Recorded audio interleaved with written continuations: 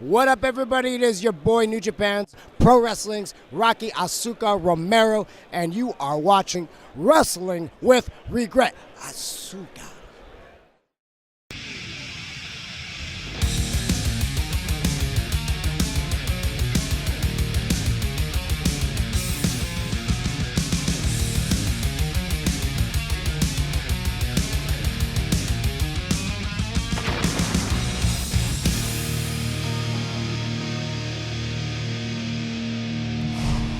You know, Smackdown, you've been through a lot over the years. In 1999, you debuted with so much promise for the future. In the mid-2000s, you had the legendary Smackdown 6. You've had champions like Eddie Guerrero, JBL, and AJ Styles, while also having champions like the Great Khali, Jack Swagger, and Jinder Mahal. You've been on 5 networks with a 6th on the way. For several years, you were relegated to being a Raw highlight show. But now with a second brand split, you've been able to come into your own once again. And now you're about to celebrate 1,000 episodes. And all joking aside, that's pretty cool.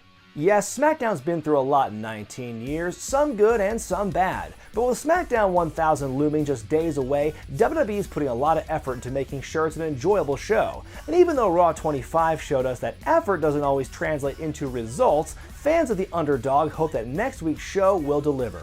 In the meantime, it's time to look back at some of the matches and moments that helped define SmackDown over the decades. But when looking at the rich history of this show, I decided one top 8's not gonna cut it. So this week I present part 1 of a top 16, the biggest moments in SmackDown history.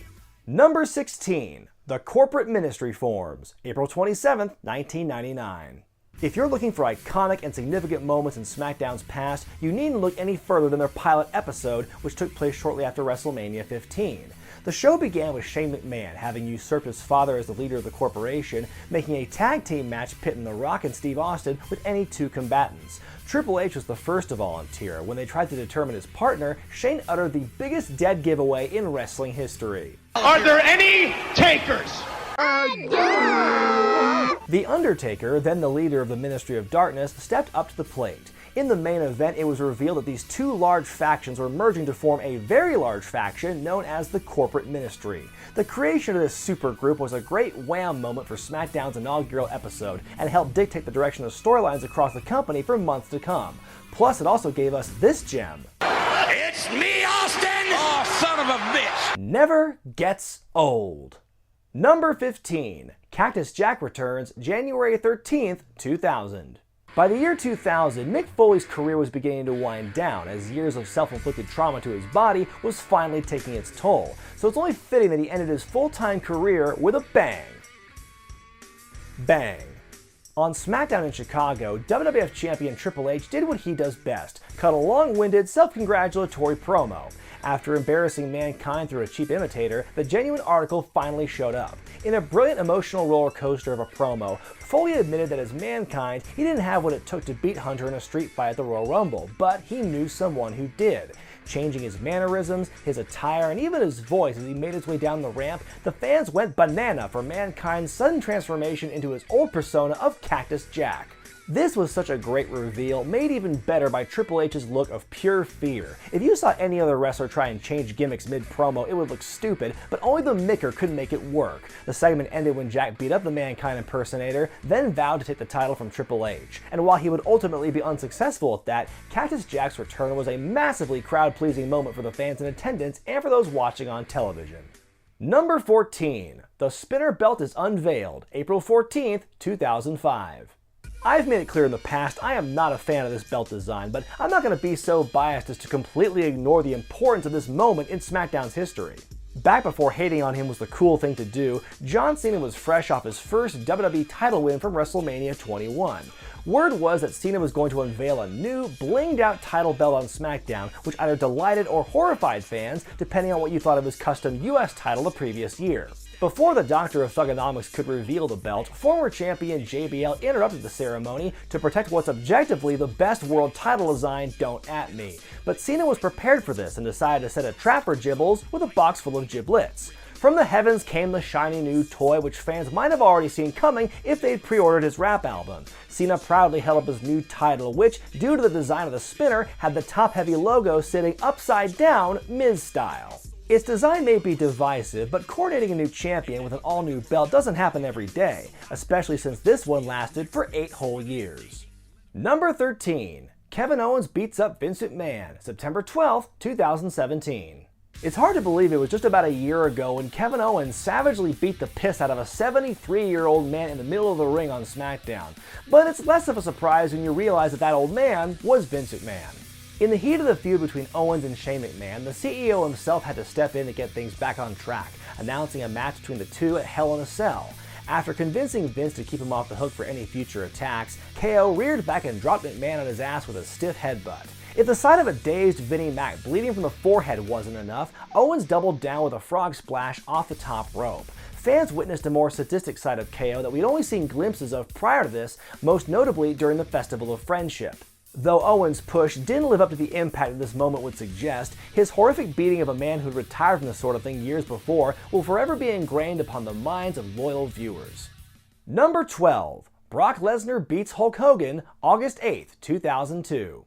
Brock Lesnar's rookie year was a booking experiment that hadn't been seen before or since. Even the guy he's compared to the most, Bill Goldberg, was never portrayed the way Lesnar was in 2002. But one thing the two do have in common is a win over Hulk Hogan.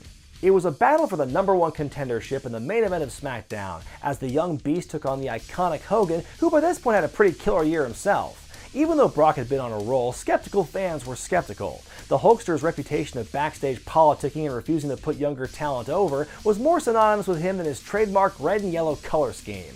But fans who were bracing for history to repeat itself would witness a welcome surprise when the next big thing actually beat Hulk Hogan. Not only did he beat Hulk Hogan, he beat Hulk Hogan clean. Not only did he beat Hulk Hogan clean, he beat Hulk Hogan clean with a submission. Not only did he beat Hulk Hogan clean with a submission, he beat Hulk Hogan clean with a submission that wasn't even his finisher. Lesnar just squeezed Hogan with a bear hug until the referee stopped the match. This had to be the most decisive loss of Hogan's career, and at the time, the biggest win for Brock. Very few people have been able to beat Hogan to begin with, let alone clean, so for Lesnar to do it in such dominant fashion makes it incredibly memorable. Number 11. Muhammad Hassan attacks The Undertaker, July 7, 2005. Some moments in wrestling are memorable, but for the wrong reasons. This segment was so controversial, it got one character written off TV for good. The topic of my very first video, Muhammad Hassan was riding a wave of infamy in WWE. As an Arab American who also had some Italian in him, but let's not dwell on that, Hassan antagonized patriotic wrestling fans, pointing the finger at them for what he called racial profiling in the aftermath of 9/11. As part of the build for a match between he and The Undertaker at the Great American Bash, Hassan led a group of goons wearing ski masks to assault the dead man in the ring. The beating involved Taker being choked out with piano wire before Hassan locked in the camel clutch. Though it was never said outright, the militant attire of the henchmen and the sacrificial carrying out of Daivari at the end invoked lots of comparisons to a terrorist attack.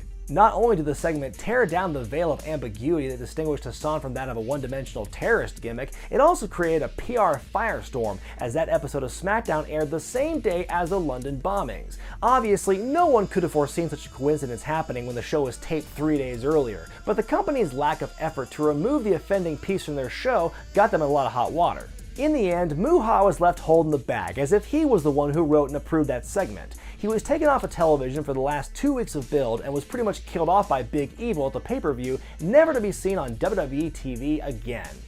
Number 10. TLC 3, May 24th, 2001. When you think of the TLC match, you usually think of teams like Edge and Christian, the Dudley Boys, and the Hardys, the pioneers of the format to be sure. But on a May 2001 episode of SmackDown, another team was added to the equation with very positive results. After Chris Jericho and Chris Benoit beat Steve Austin and Triple H for the tag team titles the day after Backlash, Mr. McMahon forced the newly crowned champions to put their titles on the line in arguably the most intense match WWE had ever seen against those aforementioned 3 teams. This match was every bit as brutal and exciting as its predecessors. And although Benoit and Jericho had no TLC experience before this, they gelled very well with their opponents on this night, bringing their top-tier storytelling into the match, ending with the champs retaining the titles. The first and only TLC match in SmackDown history, it's definitely worth a rewatch or two. Number 9. Vincent Mann wins the WWF Championship, September 16th, 1999. Like I said, not every big moment on this list is gonna be warm and fuzzy. The summer of '99 was an interesting one for the World Wrestling Federation, as the bulk of it took place without its number one villain.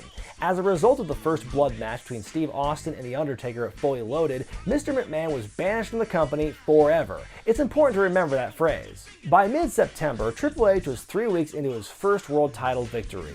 His ego knew no bounds as he accosted co-owner Linda McMahon on an episode of Raw, prompting the big return of Vinnie Mac, officially marking the WWF's definition of forever as about 50 days. Later that week on Smackdown, Triple H challenged Vince to a title match, goading a reluctant McMahon into it when he said he'd have sex with Linda. Yes, he pretty much said that. After Triple H beat the bejesus out of his future father-in-law, Stone Cold Steve Austin arrived to take the H-Man out and dragged a lifeless Vince on top of him.